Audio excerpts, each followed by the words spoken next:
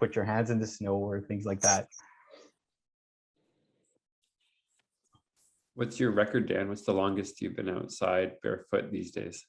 Well, my first day was Halloween, and sure enough, with the beard I'm having and stuff like that, there was only one obvious costume for me to pull out at the last minute, which was a big rope that got me looking like Moses or Jesus or something like that, right? So I did all of Halloween barefoot. So that was probably what, an hour and a half, 2 hours maybe. And about 2/3 in, my feet got cold.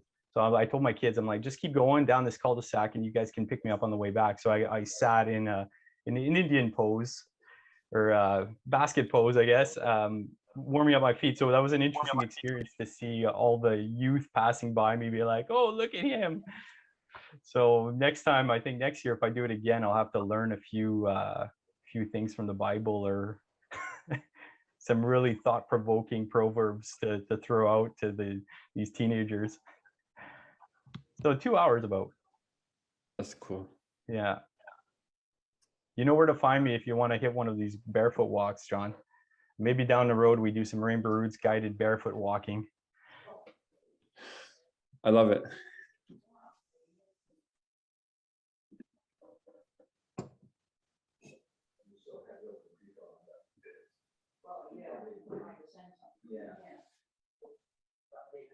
No other pledges, out there? Any goals of what people are trying to accomplish in their nature time trail activities?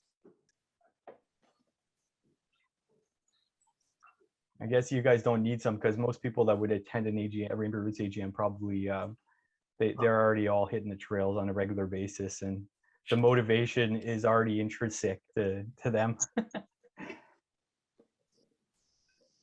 Hello, everybody.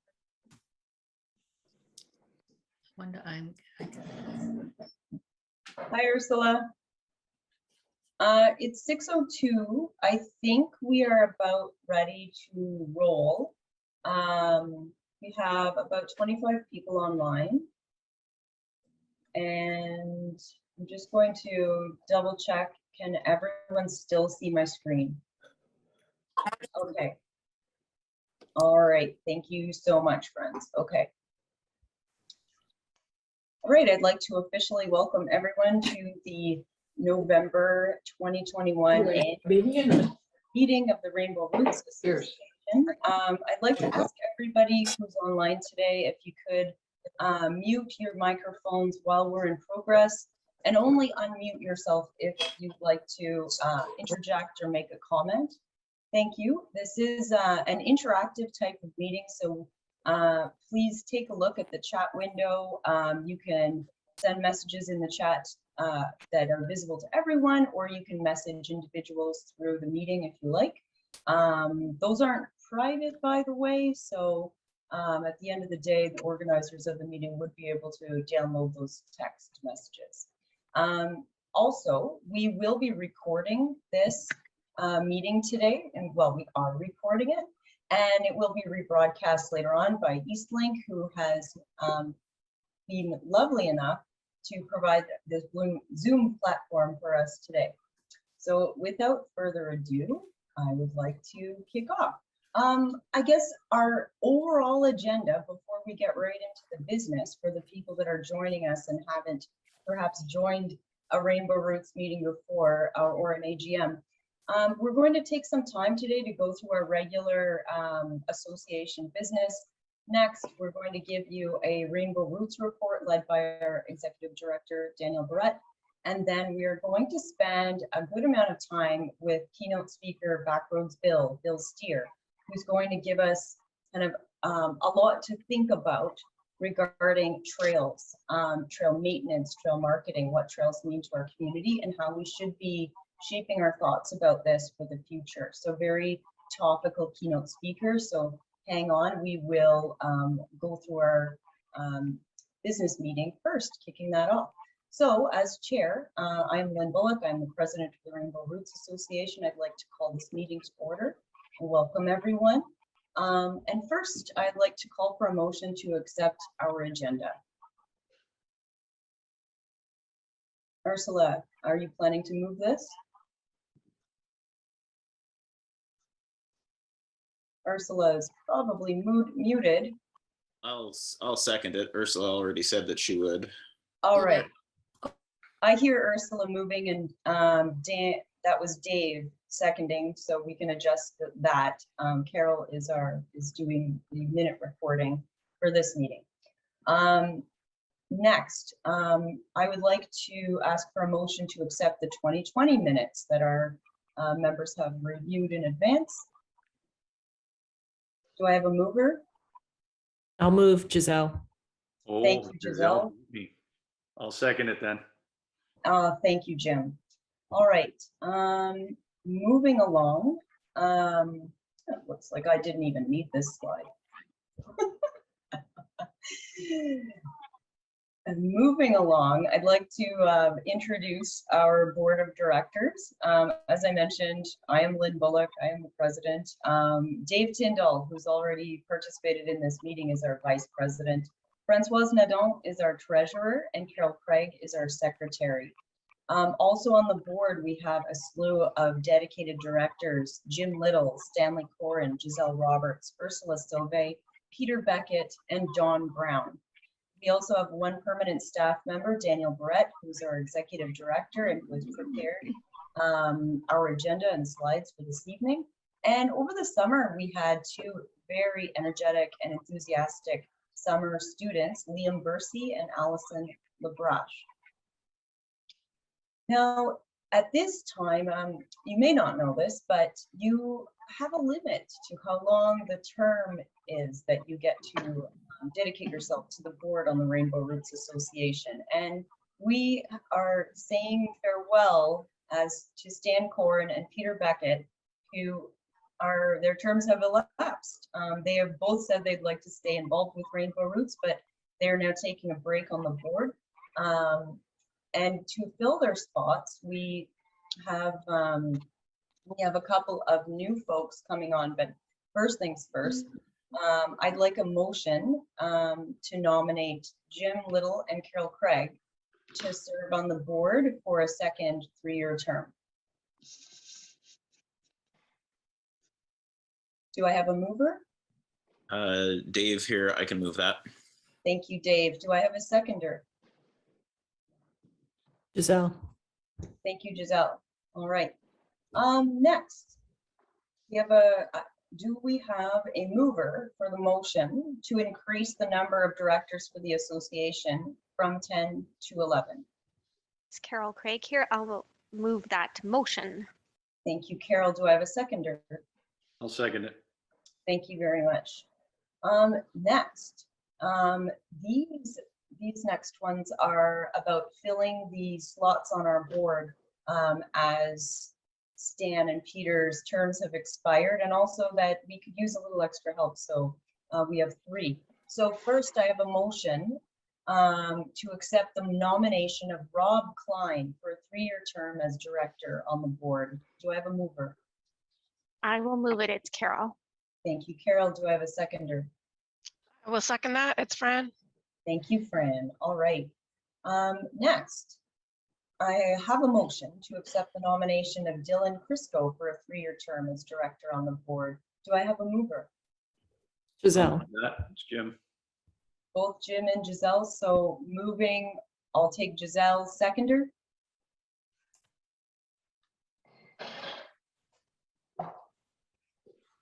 Jim, would you like to second? Oh yeah, I can second it. Yep. Giselle beat me again, eh? Thank you. It's a race. It's a race around here. All right. Next, I have a motion to accept the nomination of Nick Head Peterson for a 3-year term as director on the board. I'd like to move that one. Do I have a seconder? It's Carol. I'll second it. Thank you, Carol. All right. At this point, I'd like to turn it over to Treasurer Fran to just go over our statement of financial position. Alt and A. All right, folks. Thanks, Lynn.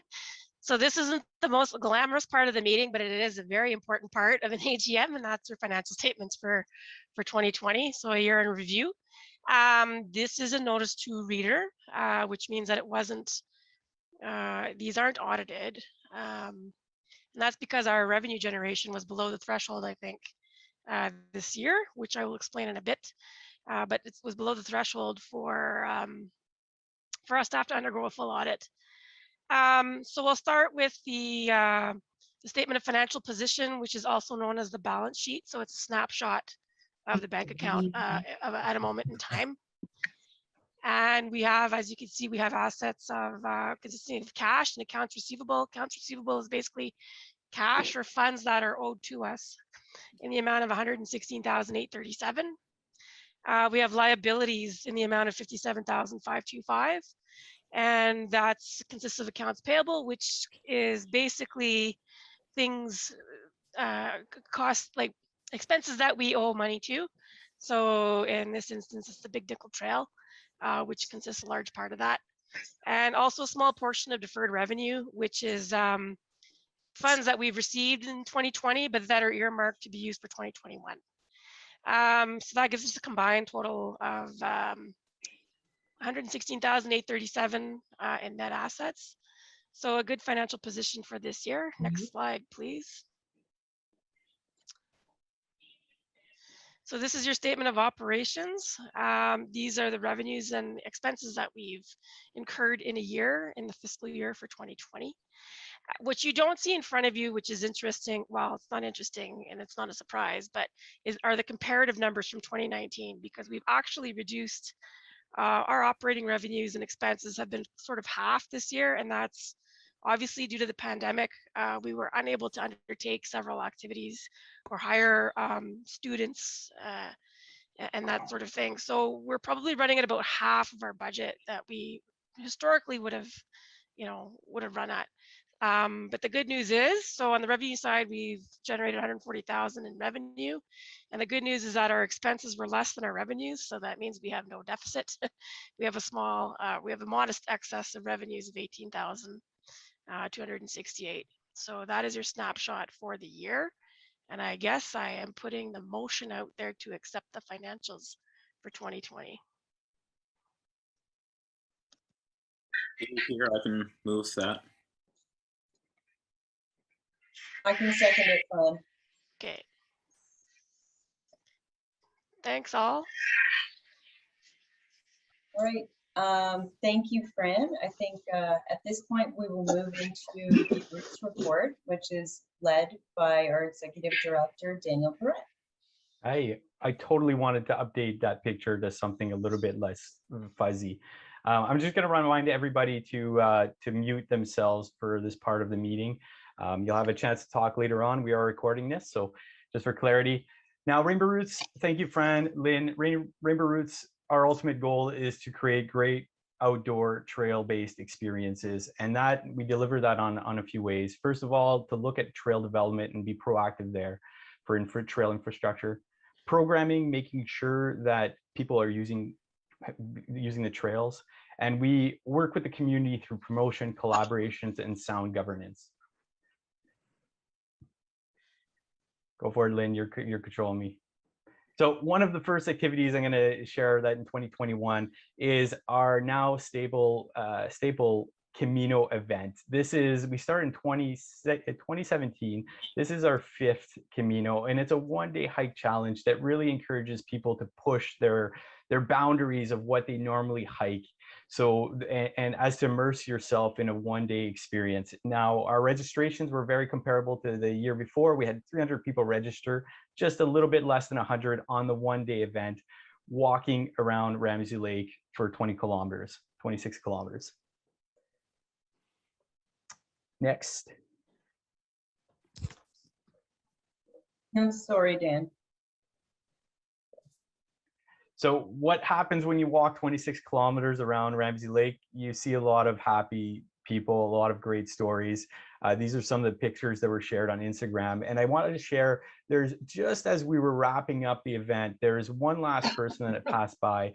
And she told us actually that she had tried to finish the Camino multiple times. And this was the first time that she actually completed the whole thing. And she was just glowing and radiating from having that sense of accomplishment. So if you haven't tried it, it's just something to do, one day out in the forest, putting your body to that type of stress, right? Lynn? Yep. And so during the year, there's a lot of collaborations that take place. We're happy to announce that we received 2 grants for some community partners in Bike Sudbury and the Sudbury Single Track Collective Group, which is that fancy black logo. So we got 2 grants from the Trans-Canada Trail for them to advance their special projects. We'd like to also mention the City of Greater Sudbury. They are ultimately the ones that own and operate the trail. So we're always looking to collaborate and work with them to advance the trail network and the initiatives that are taking place. We also had our first ever live guided hike, and this was done with our board director, Ursula Survey, where we got to walk with a live camera the beautiful Bethel Lake Trail. And finally, during this COVID kind of period, we're still not encouraging or leading volunteer guided hiking yet, but we are encouraging closed groups where we're limiting participation. So that is still taking place behind the scenes to make sure that people are still connected and enjoying the activities that they want to.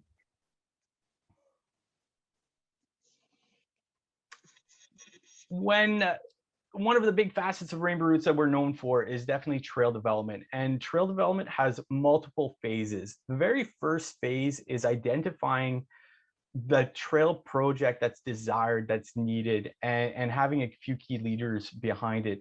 One of these projects that happened this year was one with le Conseil des parents de l'école élémentaire Hélène Gravel, so the parent council from this elementary school. And what we're looking at is to rethink active transportation a little bit. Walking from home to school is not always feasible. So we're trying to think that maybe we could park a little bit further and offer families and youth the opportunity to walk to school in a high quality greenbelt trail. And when we're doing that, we're also looking for an opportunity to create another barrier-free trail for people that might have mobility issues or might not be able to access the trails that are there in the conditions that they are. So the first step that we did this year was a lot of consultation, a lot of presentations, some online survey to see what the people in the area and the populations most affected think of this project. So stay tuned. This will keep unfolding in the winter of 2022.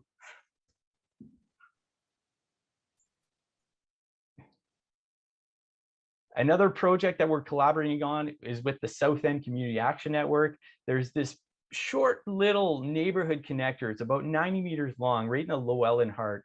Very well used. And this group of volunteers and champions in the area want to enhance this so it becomes barrier-free, so that the experience becomes a little bit better for everybody using this popular trail. And so Rainbow Roots helped this group by creating the technical proposals, by putting some drawings together. We also created a number of signage options to review with the residents and the project team to see which one would be favored. And again, it's one of those steps that's in the approval stage. Sometimes they take a little bit of time. So again, very hopeful that come next year, you'll see an enhanced little connector here for the Llewellyn neighborhood. And then this is a very neat little project big project taking place right in the heart of Isilda. There's a bunch of leaders from the Isilda Community Action Network looking to put the old ski trails back online, the Voyager Park trails. So we've submitted and collaborate in partnership a few grants that are pending. We're hoping to see them take fruit. And we're basically providing some leadership and working with them to try to make sure that we go through all the steps and the bells and the whistles to make sure that this park has the proper governance and attention to really become a sound asset. An interesting thing that to look at when you are looking at trails, you can't just go out and build some wilderness trails all around. There's regulations that say, especially the AODA, Accessibility for Ontarians with Disabilities Act, that make sure that when you're building a trail, you're looking to create infrastructure that provides a space for everybody, and not just the people that can go walk 10 kilometers at a time, right? So the very young, the very old, people with mobility. So we've integrated a barrier-free loop, and we have this kind of plan of potentially integrating a sensory trail experience if this moves forward.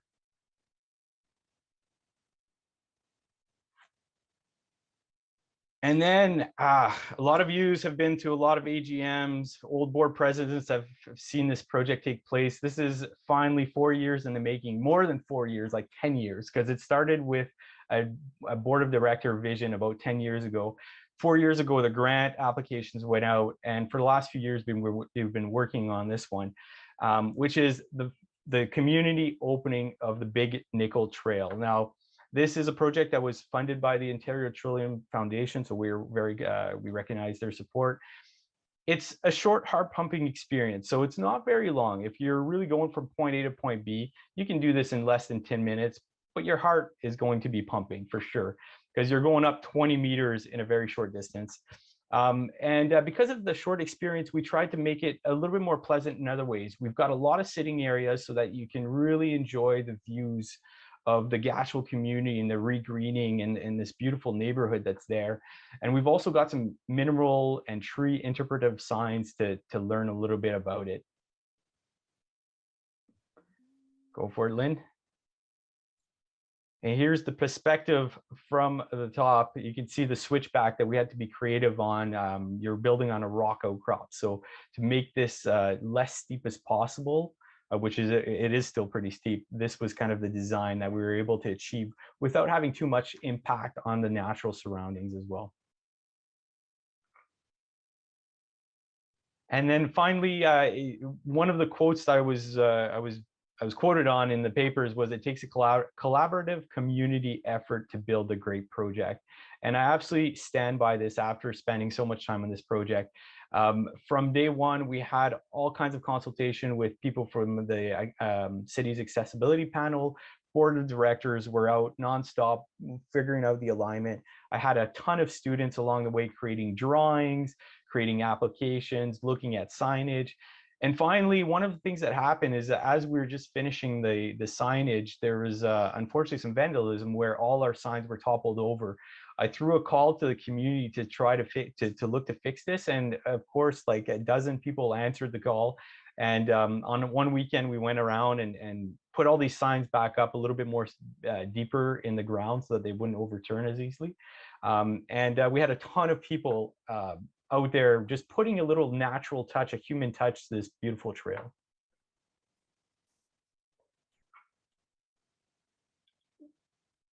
Another big facet of Rainbow Roots is the promotion. We're very much looked upon to make sure that the information about our trails in Sudbury are known. So on a yearly basis, we're getting over 100,000 page views, which is consistent with last year, which is about a 50% increase over a pre-COVID period. So we really know that when COVID hit and a lot of activities closed, there's a lot more people looking for trail-based information. We've got about 6,000 followers on our combined social media platforms. And I thought I'd share with you a few things that were interesting, the highest reaches and that piqued interest this year. The highest reach one was actually recommended minimum ice thickness. And this came out in January, just as the Ramsey Lake Path was coming out. So the Ramsey Lake Path is very popular. People are always looking to know when it opens up. We also have a lot of trail etiquette information that we send out there. The please scoop. In the spring, it's inevitable. It happens all the time. Those dog litters kind of come out with the snow melt. So that engaged a lot of people. A lot of people have opinions about that. And then some fun stuff. I wonder where that trail goes. We all do, of course. Go for it, Lynn.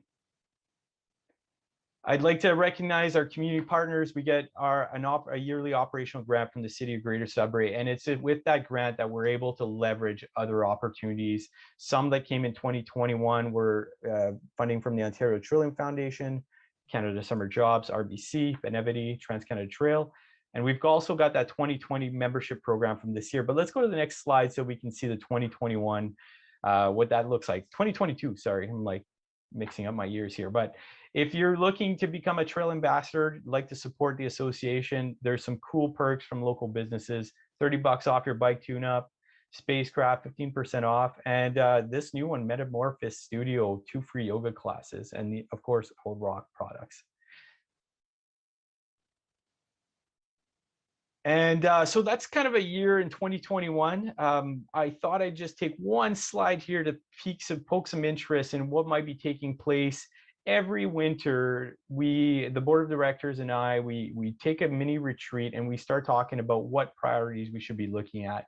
And these are some of the early ones. I'm going to throw it out to my directors, but the Junction Creek Waterway Park is this 18-kilometer park running through the heart of the city. It's about 85% complete, and the remaining sections all have rail crossings, which is a big beast. Somebody's got to look at, so it's on our radar to just slowly advance that. Exciting stuff. We purchased 6 trail counters, so we want to start getting some data about what are the trail usage looking like. And then some potential projects is the Ramsey Lake Camino route. If anybody participated, it was about 50% trail, 50% infrastructure like sidewalks and hard surfaces. Our original target actually had 90% trails, but it goes through unofficial private property trails, which we weren't able to get approval for. So it'd be nice that the 2022 route include a little bit more trails. So we're looking at that. New Sudbury Historical Trail, a very popular trail as well. We could extend that to meet the Junction Creek Trail, and then you're looking at a really awesome New Sudbury Trail network. And there's also the Downtown Can. The Downtown Can's looking at trying to revamp and market some of the Nicholas Greenbelt, we'll call it, which is a beautiful little green space just south of downtown. So it's known to people there, but there's some interest to see what we can do to spice it up and make it just a little bit more well known. And then of course, what else is possible? That's the ultimate question. There's just so much that we can do. We're always looking for creative, engaging programming to make sure that everybody's enjoying these trails and the benefits that we reap from it. But we can't just go out and build a whole bunch of trails. So this is why we invited Bill, Backroads Bill. He's going to be sharing some of his thoughts in the capacity that he does. And with that, I did want to take this one slide. I just added this morning, Lynn, but the RRA is all about community. And just recently, there was an article about the Sudbury Women of Distinction Awards. And 2 of the nominated women have actually been big players with Rainbow Roots in the past. Rana Brown is actually the one that materialized the idea of the Camino, and she had 2 summers with Rainbow Roots. And Artemis Camera Peterson was also the leader and the local champion behind the New Sudbury Historical Trail. So it was very cool to see them highlighted in this feature and just to be able to connect them with the championship and the leadership that they did provide to Rainbow Roots in the past. So thank you all. And with that, Lynn, it's all yours to wrap it up. And I'd be happy to answer some questions, I think after we listen to Bill. Thank you, Dan. Yeah, it is now time to wrap our business portion of the meeting. And Dan, one question came up in the chat, but I'll get to that in a moment. First, do I have a mover to adjourn the business portion of the meeting? I'll move, Giselle. Okay, I've heard Giselle. I'll Ursula, move, would you or like I'll to- second. And Dave will second. Thank you, everyone. And I mean, one question came up just before we leave your roots report, Dan, from Karen, who's online, wondering what is a sensory trail? And our new board member, Dylan, if this is actually within his kind of area of expertise, answered the question, but just for those that maybe aren't reading the chat, Dylan, might you turn your mic on and explain what a sensory trail is? Yeah, hi. Yeah, so it's essentially a trail that can provide some different objects that can be stimulating for people with all sorts of different disabilities. So these objects, we can try to make them natural objects, pieces of wood, different parts of nature, things that they can listen to that make lots of different sounds, things you can touch and feel that have different like textures, so that incorporate some tactile stuff into that. All these things can be made to provide stimulus for people with different disabilities that may not be experiencing as much stimuli as the rest of us are.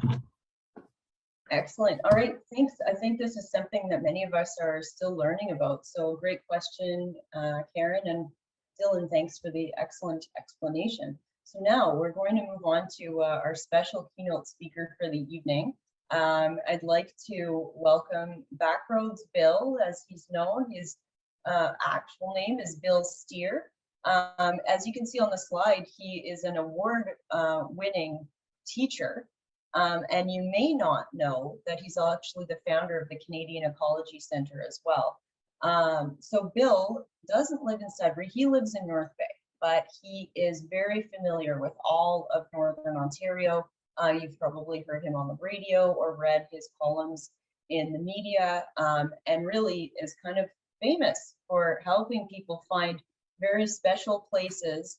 And also, you may not know, he has a long history in trail development, and that is part of what he's going to share with us today. He has a special talk prepared with just one slide, so I'm actually just going to stop sharing until he calls upon that slide, so we can all kind of have a Zoom side chat with you. Bill, are you online with us? I'm here. Thank you, Lynn. I'm sure all is well. And I should start off that with a trail riddle. My friend has the ability to hike the most complex of rainbow routes trails without getting lost. She's pathological. So there's the drum roll, and we'll go right into the title of where are trails going, and it's all about the future. And I did make a list of the rainbow routes trails. I think you have 35 or 36, but reach for my notes here. I've been on the Laurentian U trails, the Jane Goodall Trail, the Lake Laurentian Conservation Authority, A.Y. Jackson, Ramsey Lake, Kelly Lake, and Bell Park. We actually use the Jane Goodall Trail, the Canadian Ecology Centre does, with our teachers mining tours. And actually I see Peter Bucket's on, and he always helps us out there, but we always meet there because of the rejuvenation, the tree planting, and the whole regreening of Sudbury. So I'm quite familiar with Rainbow Routes as a trail building association. And of course, I want to thank Daniel and Lynn right away. I won't wait for the end, and I'll give you your camp badge right now. There it is. And you can wear that. It's highly coveted no matter where you are. Yes, to be sure. And of course, because I'm an experiential teacher, I'm going to, there it goes. We'll try to get some direction to this tonight. But that's enough of that, because we've got to talk about trails and the future of trails. And I spoke at the National Trails Conference a while back, and this is the watered down version. And I talked about at the time, as you can see, I'm ready to go hiking with you, Dave, and I do have my gloves ready, and my poles are back there, and the snowshoes and the light.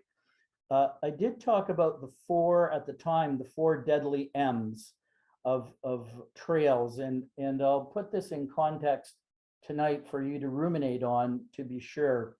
You are a trail building organization, and some of what I have to say applies and some does not, but because there's a real difference between urban and rural trails, those trails that are on crown land and those trails, for instance, in your case, that are within the city of Greater Sudbury.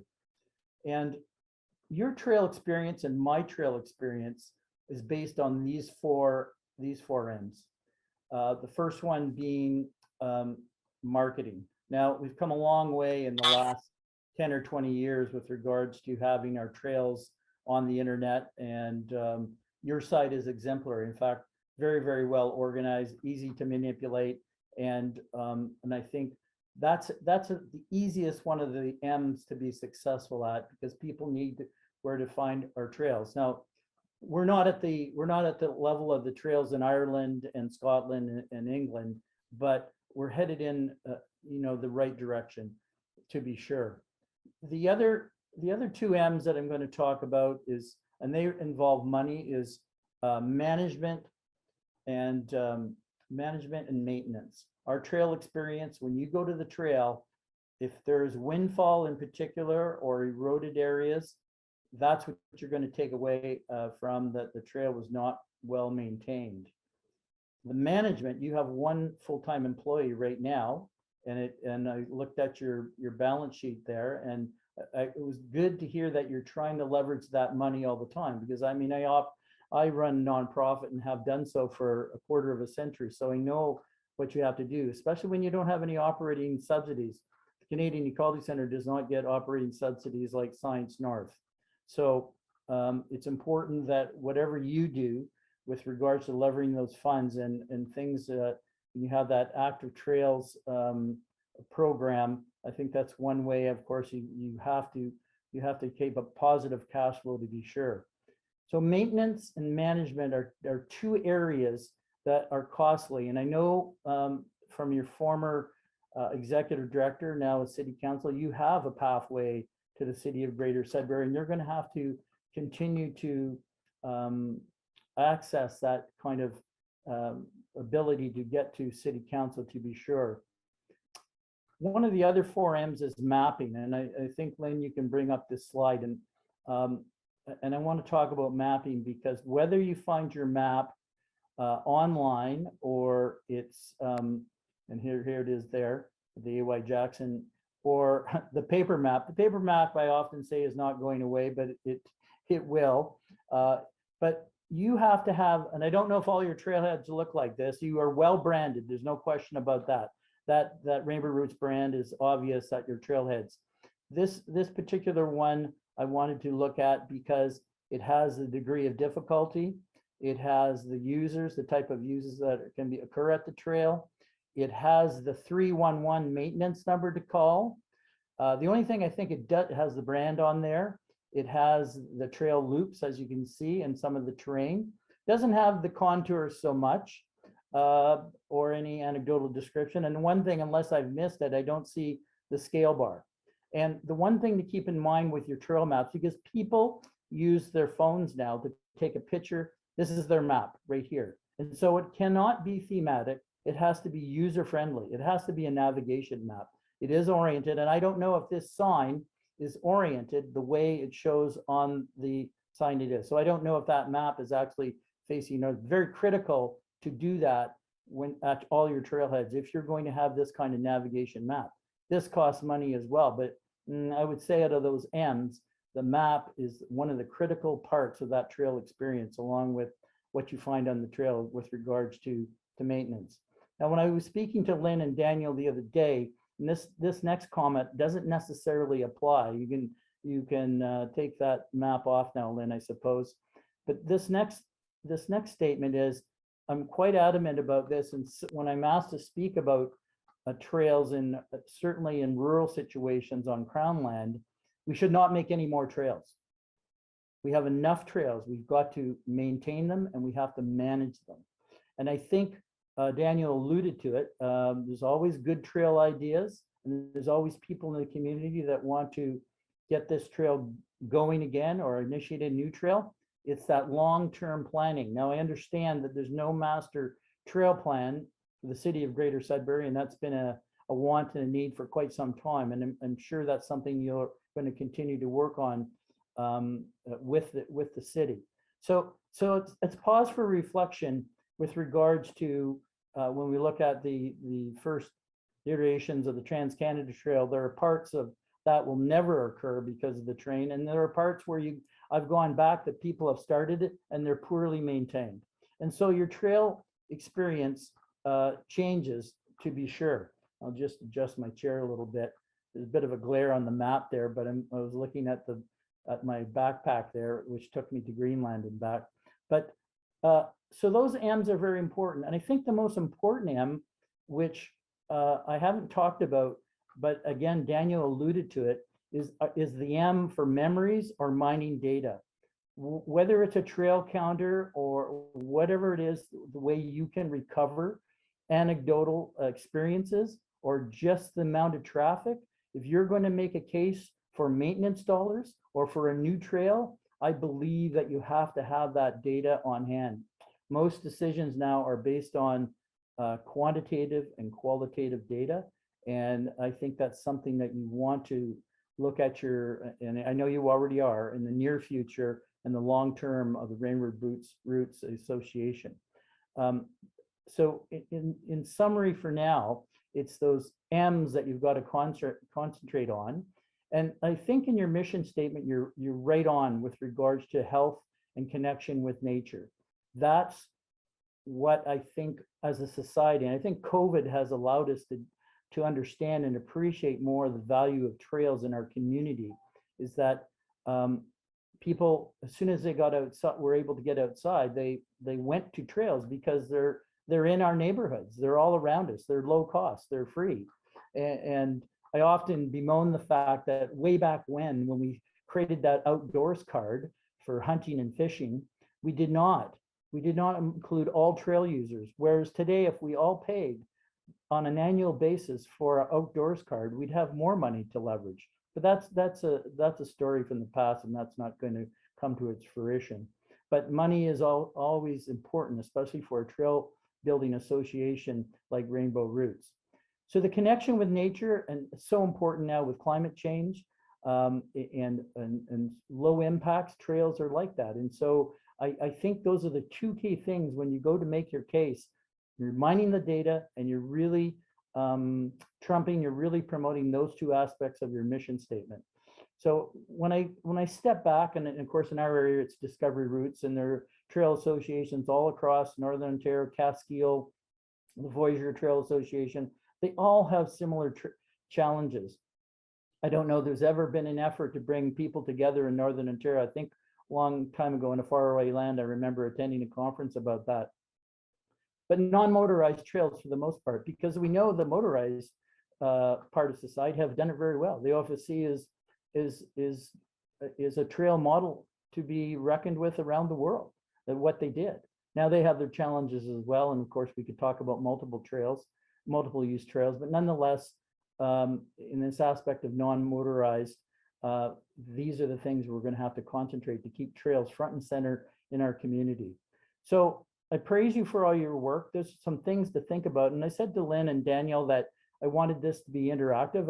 As a teacher, I try to always pause before I go on and get feedback. In this case, it's coming to the conclusion of what I have to say. And I guess the other point is I'm looking at my chart stand in behind the laptop here is that trails have to be, I mean, there's so many needs in municipalities now in Sudbury in particular, but all communities, accommodation for the homeless, safe injection sites, roads without potholes, you name it, infrastructure things. And so trails are all part of that mix that has to be sorted out when it comes to funding. So I leave that with you, and I'm looking forward to have any questions from anyone from the members, and I'll turn it back to Lynn because she's the host of and in control of this particular presentation. I thank you, and I often, before I say goodbye, after some questions, I always sign off by saying happy trails.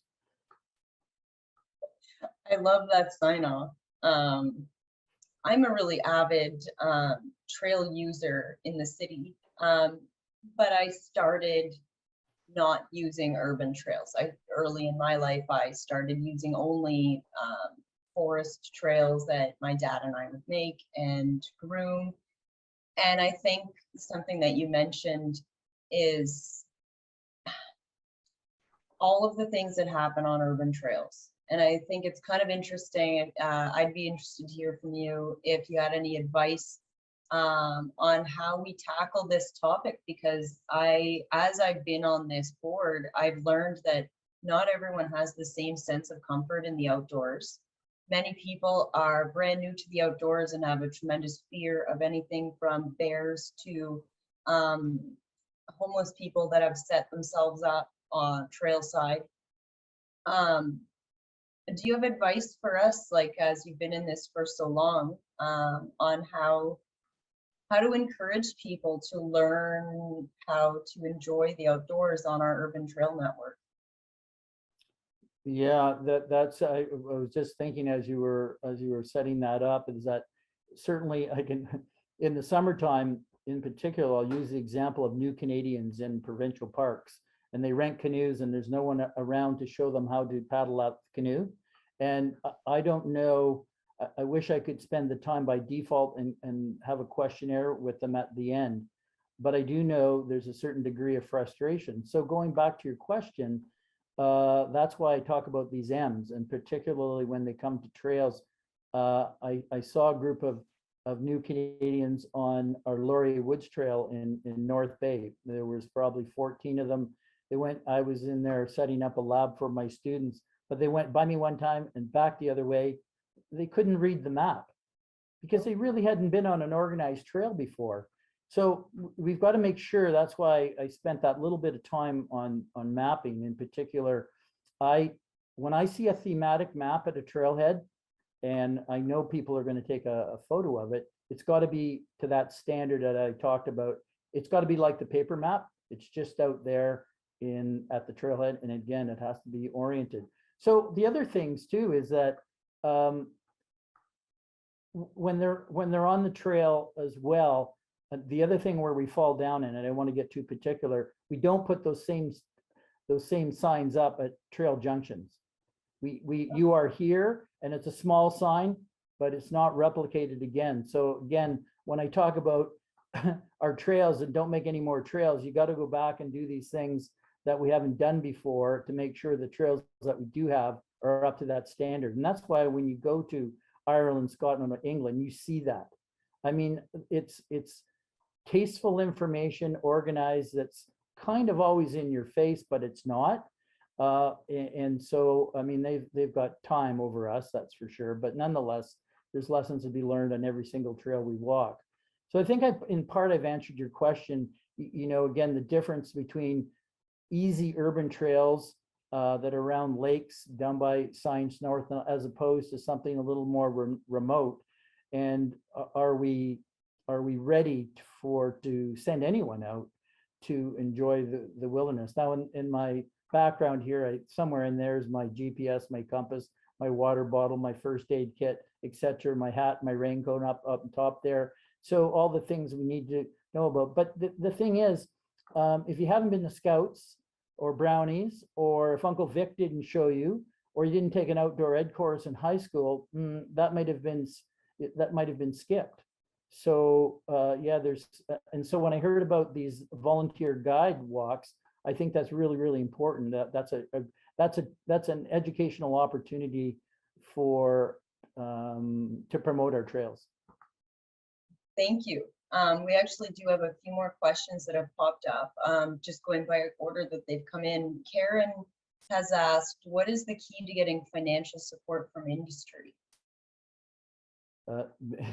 Well, one thing, get industry, invite them out, try to get them to have their what were traditional family picnics, but have those family days out there on the trails and have people to escort them around, or have the picnic there or something to get them there. And I think it fits in well with this whole health regime. And yeah, you really have to, I mean, my job here at the Canadian Culture Center, I'm just a salesperson. I mean, that's my job. I have to make this place run. We create revenue, but at the same time, we need to leverage the money we make and go to industry and the like. So that's why we have things like mining tours and forestry tours and the like, because we try to show off what sustainable forestry and mining looks like. Now, when we take that back to trails, you've got to figure out, you know, I guess there's that naming possibility, like with arenas and facilities and the like, and hospital floors. Why not? You know, you have to think out of the box. Why can't the next trail be named after a pioneer in mining, or one of the companies, big or small, or the mining? You have mining supply consortiums in Sudbury that are the largest in the world. And so why aren't their names on all the trails, so to speak? But you have to make that link. I don't know the answer to that, so I'm skirting that question. I think it was from Karen. Yeah. And that's the best I have for now. But you do have to, you have one staff person, you have an active board, I think. You've got to put, when you have those retreats, I don't think you should be thinking about the next trails. I think you should be thinking about that. Thank you. It's great insight, actually. Yeah, there are always many ways of trying to pull industry in, but definitely making sure that it's part of our focus is great guidance. Dan Barrette had his hand raised, but he hasn't put a question in the chat. So I thought I'd throw it out directly. So this one's on the management and maintenance. I guess in Sudbury, we're very blessed and lucky to have these pockets of green spaces that are all over the city. And some of these green spaces have been used to build the Junction Creek Trail and to build some trails. But there's a ton of them that are existing. They're on legal parkland designated lands, but they're unofficial. They're not signed. They're not known except to the community there. And I guess there's a sense that if you start signing them or marketing them more, it increases the liability as well and everything else. So again, it's like if you touch it, then you increase the liability. There's an increased maintenance and management perspective component. What's your thought on that? How do we get these trails better known, better used, more used, without necessarily creating increased burden on maintenance or increased liability for the owners? Yeah, those are the L words, litigious liability, and yeah, I'm thinking about examples about that, because as soon as you do that, as soon as you put a sign up, that means you're set yourself up for maintenance responsibility. So you don't necessarily want to do that, but you at the same time, sometimes there are connectors between main trails and other trails, and you kind of need that. So that's that whole thing in that trail master plan that does not exist just now in the city of Greater Sudbury. And people, as I listened to that Azilda example where they want to get the former ski trails up there. That's all fine and well, but again, who's going to maintain them? And when the signs go up, if they do go up, it's just proposed at the more, and it's easy to get grants. I mean, I think we in the business of running nonprofits, we know that. But to specifically answer your question, that's a tricky one that you don't want to put those signs up. And sometimes you just have to, walk away. It's okay to say no and walk away. And that there's not going to be, there'll be the ad hoc local trail, but it's never going to be a designated trail. Because again, who's going to pay for it? And I keep harping away at that, but I mean, we're going to have more climate change episodes. And so we're going to face our own realm of washouts and the like, and windfalls that are going to occur.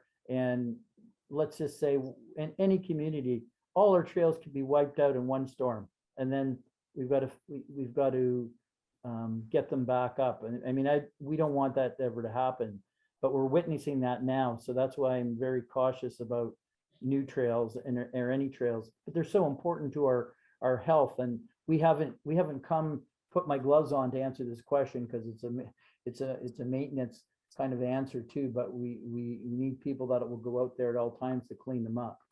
And that's why I said I like that you have that 311 number on that AY Jackson trail sign. So I mean, some trails are, as you know, that AY Jackson trail at any one holiday time, it's overrun in essence. I've been there. I've driven by and I haven't stopped because there's too many people. Actually, that's a good, Fran has a question about kind of best practices on digitizing trail info, but I think maybe Fran's question will come back to it. Because as we're talking about, even you said AY Jackson seems overrun, that trail, and I've seen it too. I avoid it Thanksgiving long weekend. I would go anywhere else because it's too full. Yeah. But Peter Beckett asks, in Europe, many trails are overused, and then they go through a period of active restoration. And he's wondering, Bill, if you know of any trails in Northern Ontario that have had that happen from overuse, they needed to kind of give them a rest.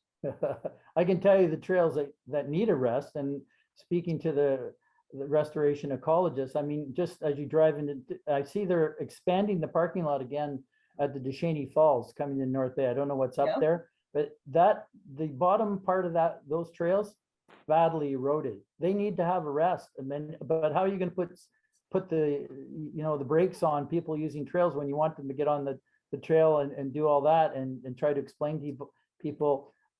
Is there an example that I know of in Northern Ontario?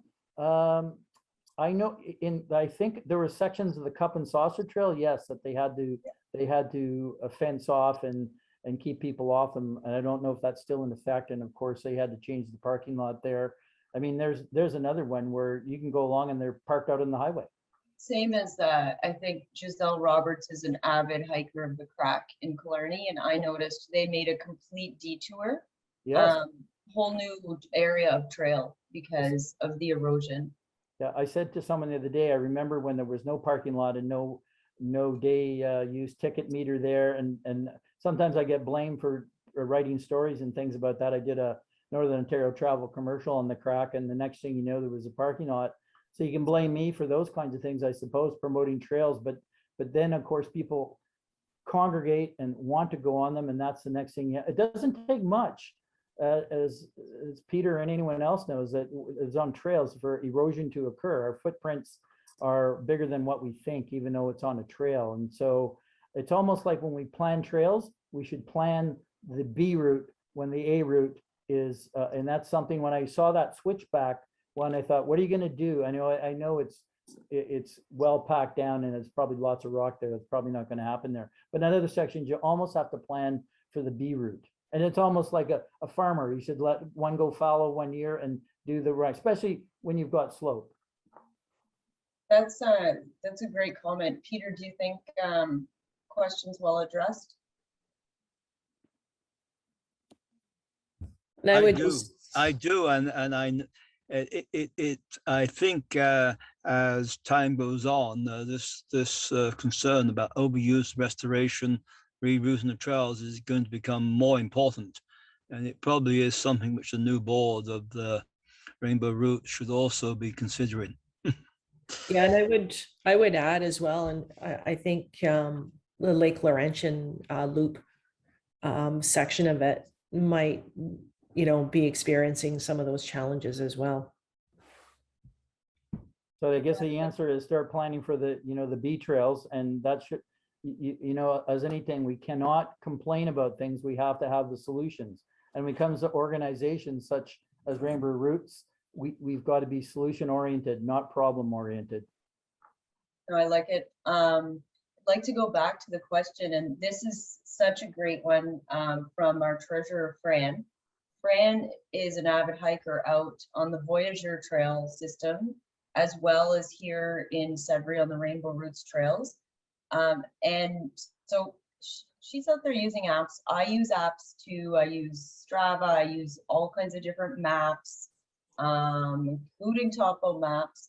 But kind of our kind of question to you, Bill, is do you see in the future a great kind of combining of all of these trails that may be for different uses, like even Trail Forks for mountain bikes is now combined with Outsider or another app?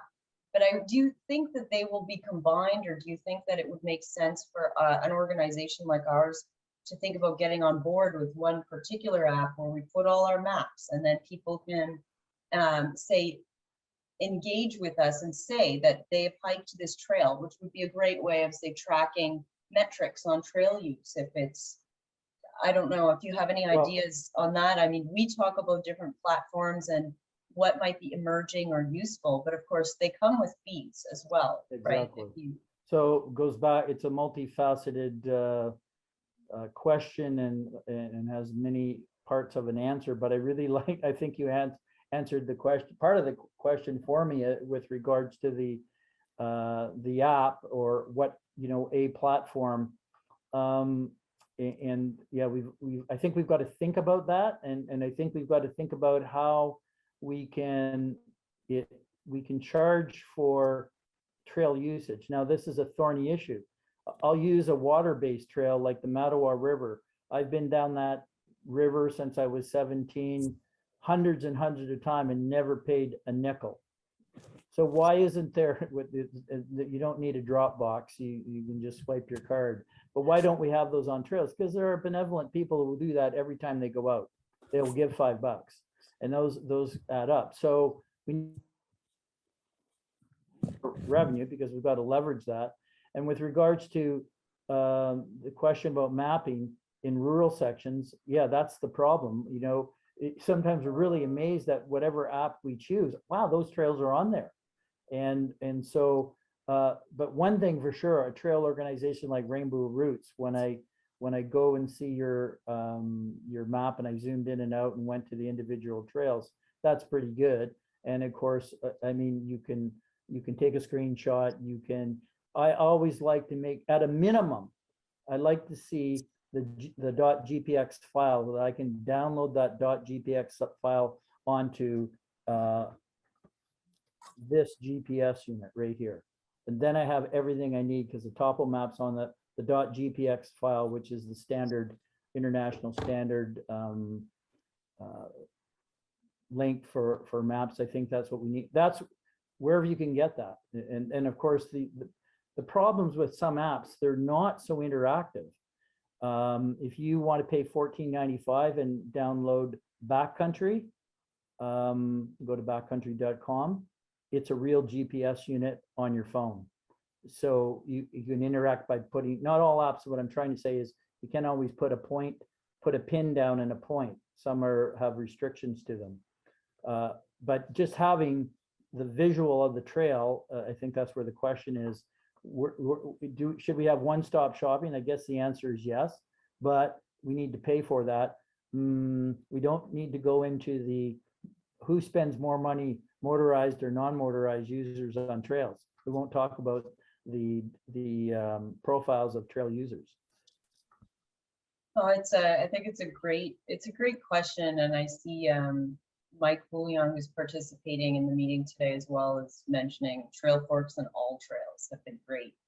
And I find if you're in a city that you don't know and you look at all trails, you will find a whole bunch of trails. And I must admit, all of our Rainbow Roots trails are not on all trails. Do you think we should do that? I think it'd lead to higher use, but I think so. Yeah, I mean that's when you think about management. I mean that's part of management. What are you going to do? And as a organization, as board of directors, you have to direct your one staff person and contract staff when you have them to do that. And of course, making sure that those trails have the GPX file. So when you export them, because those people need that to lay it down on what are the base maps that they're going to be using, to be sure. So that's I think that's an interesting question, and I think something for when we're talking about the future of trails you want to do for sure.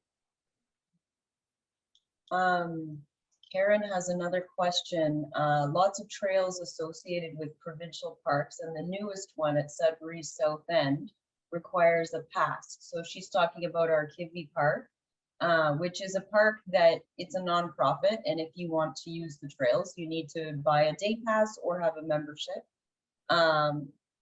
She's wondering, could Rainbow Roots go to a user pay system? And yeah, that's the age-old question about trails that we pay taxes for within our municipality, and why should we be paying more? Pay twice. So, and that's the difference, I think, between Kivvy Park and the Rainbow Roots trails. Rainbow Roots coordinates the building, the planning of the trails, and then after the city takes over the maintenance of the trail. And so yeah, it is kind of like paying a toll to drive on a road that your taxes already paid for, which we do. I've paid. If we make arenas and the like and domes and things, and then we have to go rent the ice, and no one really thinks twice about it. I don't know, just because it's a trail, maybe because it's outside, everybody thinks it's free. I've never got over that. Things that are outside don't seem to, you're not able to. It's like people still wonder about why we should pay X number of dollars to go camping in a provincial park. Well, you go into a park today and there's 10 people sleeping on the ground and 200 and some other fixed roof kind of trailers there, and everyone's paying for whatever they want, but they still can't figure out why it should be so expensive. So that's the I mean, in a nutshell, that's the future challenge that we all have about how we're going to maintain those trails. And I go back to that M word, because your trail experience is all about how well that trail is maintained. And it goes back to that question about some parts of trails will have to be laid to fallow to give them a rest. So yeah, we've hit on a really, I think, some really good planning touchstones here as a trail building organization that you need to always be thinking of. It's easy for those, I shouldn't say easy for bike trails, and I'm not talking about mountain biking, but the urban trails like the Cape Pace trails in North Bay and things we pave and put asphalt on, they're a lot easier, and the city can justify those kinds of things because they're probably used a little more. And we started off the conversation about people utilizing trails and how to get them ready if they're not ready to be on the trail, those kinds of things. No, I think, yeah, these conversations too about the trail users themselves. I mean, we're mostly talking about walkers, but I think the intentionality of trails as we get e-bikes, and e-bikes that might be running like a scooter versus a bicycle style e-bike versus a non-motorized bicycle. Do you see any good solutions where you have trails that are becoming used by a variety of folks? Because, you know, you've got dog walkers in large groups and then a quick speeding vehicle. It's something we've encountered, this kind of situation. Well, the answer to that is we have no compliance. The compliance in those kinds of things and passive kinds of activities doesn't exist.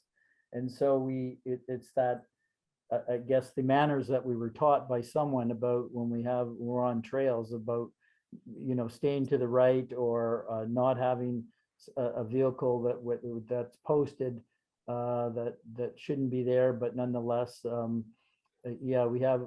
But I always say, you know, in my lifetime, I haven't had trail conflict. I can't even remember some, but it's the use of more urban trails that you'll see those, and you've cited those good examples about the e-bikes and the like, and those things tend to occur more on those trails that have a hard surface. So yeah, and those heavily used trails, and it just right down to the point where why do people take their dogs in particular off their leash when they shouldn't? But that's trail etiquette, and we don't have many courses in that in our school panels. And again, people need to be introduced to those kinds of things. It's almost, you know, in that, well, I don't, can we have digital screens at all the trailheads? That's going to be such a cost. And of course we until we have good better quality connectivity, until we can move into that realm. But nonetheless, it's still, you're still out in the trail, and let's hope that people assume some trail etiquette. Yeah, you would hope. But I find our trails, especially the urban trails that are connectors, they're commuter routes. So people are, or even people are just riding really fast. But Yeah, I noticed from, there might be cultural aspects too, because there are different areas in the United States. I'm on different Facebook groups about trails, and they get into like pretty heated discussions of people fighting, like, get your horse off this trail, get your bike off this trail. Well, I guess that's the difference between having approximately, you know, 340 million people to 35, 36 million people. But yeah, I know in North Bay, in the Cape Pace Trail, the waterfront, they had to put a bike lane on the two-way traffic and get the bikes off where the inline skaters are and walkers and runners are. So yeah, someone noted that there's a lot of that kind of interaction, and there were probably some collisions that ended up at the emerge, and so that's what they did in that particular case. Yeah, and I guess it's a good thing sometimes when we have that kind of usage on trails, but at the same time, it's hard to come up with a solution, because it's just human behavior. And again, we don't know our manners when it comes to being on some of those types of trails.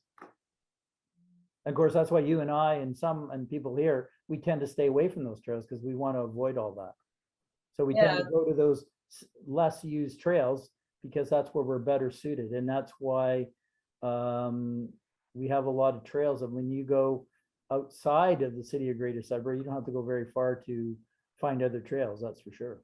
No, it's true. And I mean, I think it's nice to have the luxury to be able to choose what kind of trail experience you would like, because sometimes your trail experience is how you get to work.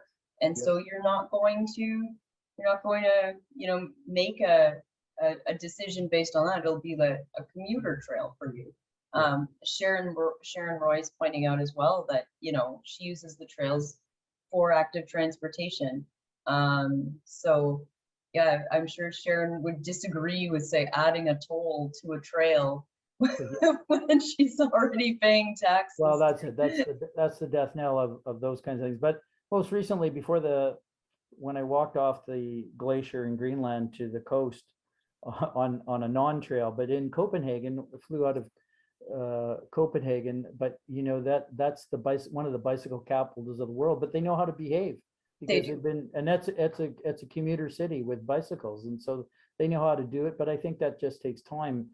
I mean, when I look at trails in Northern Ontario, the Pakasaw Coastal Trail and the Lake Superior Trail, but I still don't see in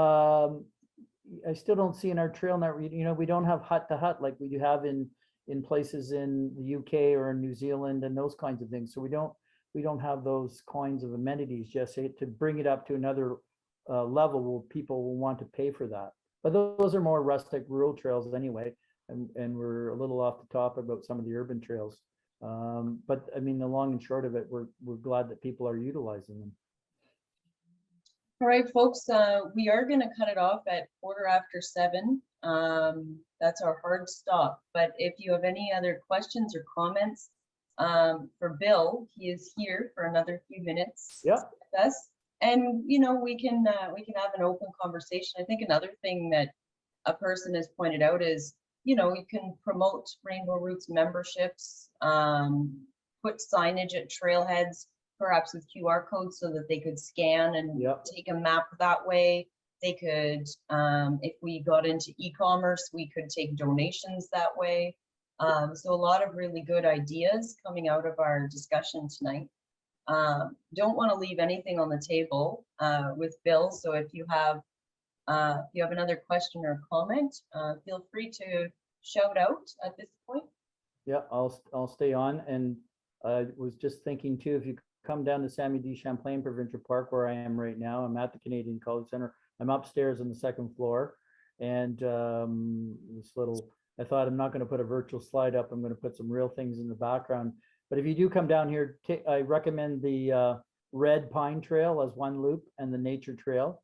That'll give you a lot of diversity with regards to the Mattawa River Valley. So two favorites of mine here in the park. I mean, I could go over. I mean, I once I wrote a story about Elliott Lake being the trail mecca of Northern Ontario because they have a lot of trails as a retirement community in and around the city, right up to the provincial park, right up to the Helen Bar Trail, which is a favorite as well. But I mean, there are trails everywhere. I mean, everywhere we go, there's trails, and that's wonderful. We just have to bring. I think we need to appreciate them more and understand that they cost money, and that whole aspect of why aren't we reaching into our pocket here and putting a little bit more money for that trail experience. It behooves me, actually.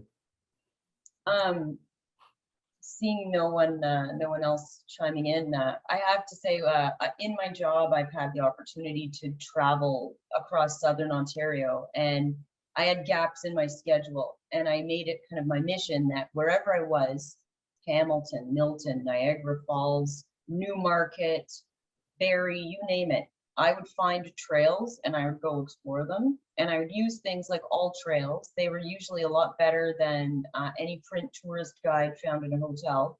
Yeah. And I had the most amazing experiences in these cities that you would not find. Later, this was about 2015-ish. Later, I realized Hamilton, it's a waterfall city, if people don't know, full of waterfalls because of the escarpment. It ran into a lot of problems with erosion and junk on trails because people were Instagramming the waterfalls like crazy. And I mean, we've heard this even locally with Paradise Lagoon in Sudbury area. So it's kind of a slippery slope, if you will. We want to attract people to our city when we think about inviting industry to support trails. One great reason is to help their own HR recruitment, to help bring people into the city by showing off our trails. It's great, but yeah, it can become a slippery slope where next thing you know, our trails don't look like gems anymore. Paradise Lagoon is a perfect example where, again, we did a Northern Ontario travel commercial about that, or vignette, Backroad, a few seconds with Backroad Bill, and I've done stories on that. And now when I go in there, I don't want to go back. In fact, this is the time of the year now, in the fall and early spring, those are the best times to be on the trails before the masses get out there. Terrible thing to say, or again, you look for those trails a little more afar, there's very few people on. Yeah, or make sure you do not go on the weekend. No, not at all. Well, yeah, I mean, it's amazing to think that the Paradise Lagoon and the lake with the red pine around it, what's the name? Done a story on that too. Anyway, Wolf Lake? No? Yeah, Wolf Lake. Thank you for that. And Franco would know that, he's on that committee, Franco Mariretti. How many people try to go up that Kukugami Lake Road and get in there now? It's amazing the amount of people that go in there now, just because it's a beautiful spot. It's a destination. One trail that I've discovered, Bill, where there's nobody on it, and I think part of it is, I want to know. Heaven's Gate. That's true. Out by Willisville. I mean, you don't have to do the whole thing, but it is almost 7 kilometers out to the view. And I've done it twice and have never met a single person on the trail. Good. Well, you'll have to take me there, because I passed by that and I know of it. Yeah, those are the kind of gems. And then of course, someone like me comes along, does a story, and then you've got a few more people and a few more people. But sometimes though, distance is like the Paradise Lagoon now, I mean, you can drive within 200 meters of that now, depending on how far you want to take your car in. Whereas to walk the 7 kilometers, that's a deterrent. So I like deterrence. It's a bad thing to say with regards to having everyone be able to access the trail, but nonetheless, that's the selfish part of ourselves, that when we want to have those excuse me, trail experiences like that, see that view. Send me the picture of the view and the GPX file.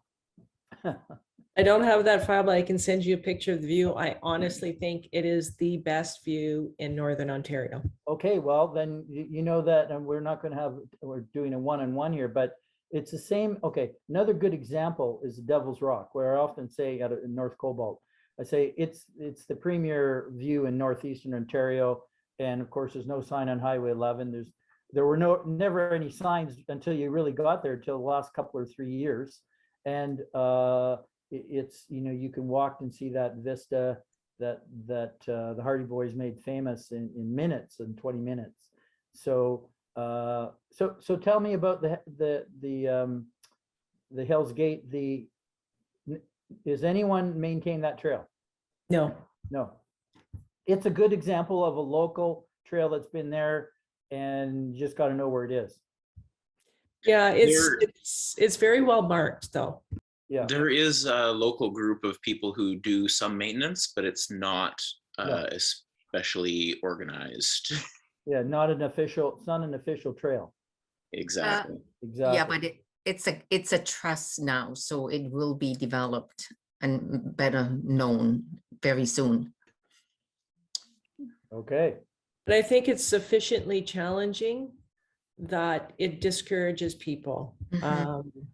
I like when I did it this fall, and I hike often, I was sore for 3 days. It was like I had done leg day at the gym, 5 days in a row. Yeah, we need to be thankful to that the Escarpment Conservancy for actually buying the access and now protecting that trail. Otherwise, it could have been lost to development. Yes. And it's all connected to Kalani Provincial Park now. That whole area is protected. Yeah. I didn't know that. Just making a note. Yeah, I better do that this weekend. Yeah, there's always another trail to walk. That's to be sure. All right, well, Paul is asking about how to get to Heaven's Gate. Paula, maybe Giselle can answer that question directly, but we're pretty much over time at this point. So I think I would like to, I'll just share my screen and wrap up our meeting for today. So I just wanted to say thank you, everyone, for your amazing engagement today. Thanks for staying with us through the business portion, through Dan's Roots report to learn about our activities from the year past and some of our thoughts and plans for the future. Very much informed today, thanks to our keynote speaker, Backroad Bill Steer from the Canadian Ecology Centre. So thanks again, Bill, for joining us. You're welcome. Yeah, it was excellent. I'd like to just thank everyone else who joined us today for your attention and engagement.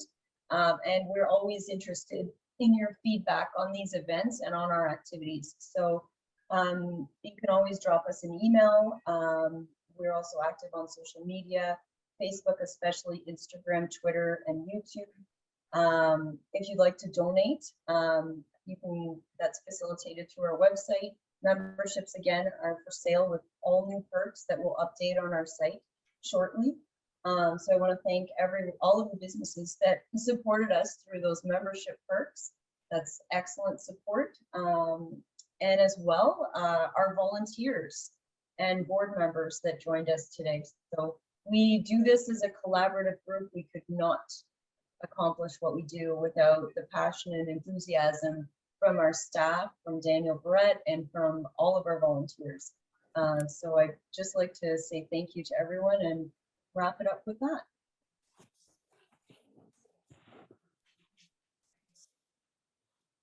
Right. Have a good night, everyone. Good night. Good job chairing. I'm going to stop the recording, or maybe Giselle can. I think she's host, so she can stop recording.